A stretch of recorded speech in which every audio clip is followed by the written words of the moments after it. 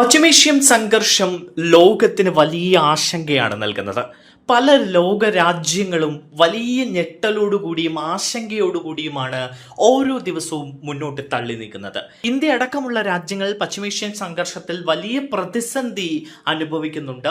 ഇതിനിടയിൽ American president Donald Trump ലോകത്തിന് ആശ്വാസമായിട്ടൊരു കാര്യം പറഞ്ഞിരിക്കുകയാണ്.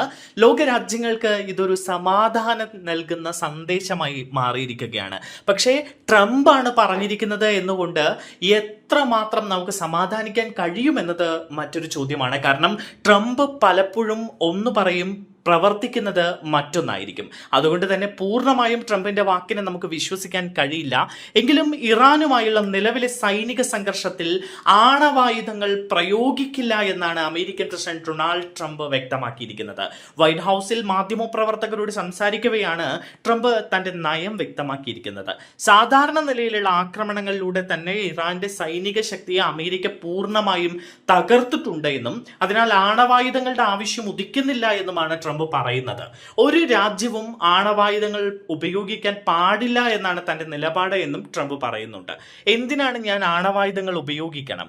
അവയില്ലാതെ തന്നെ വളരെ സാധാരണമായ രീതിയിൽ നാം അവരെ തകർത്ത് കഴിഞ്ഞു എന്നാണ് ട്രംപ് പറയുന്നത്.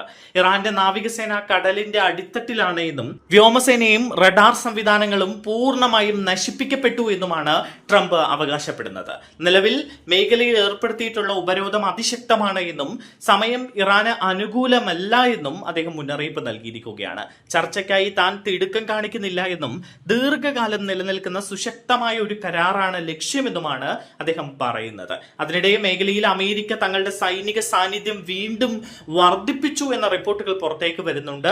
USS George H.W. ബുഷ് എന്ന വിമാനവാഹിനി കപ്പൽ കൂടി ഇന്ത്യൻ മഹാസമുദ്രത്തിൽ എത്തിയതോടെ മേഖലയിലെ അമേരിക്കൻ വിമാനവാഹിനി കപ്പലുകളുടെ എണ്ണം 3 മാറിയിരിക്കുകയാണ്. നിലവിൽ USS അബ്രഹാം ലിങ്കൺ അറബിക്കടലിലും USS ജെറാൾഡ് ആർ ഫോർഡ് ചെങ്കടലിലും നിലയുറപ്പിച്ചിട്ടുണ്ട്.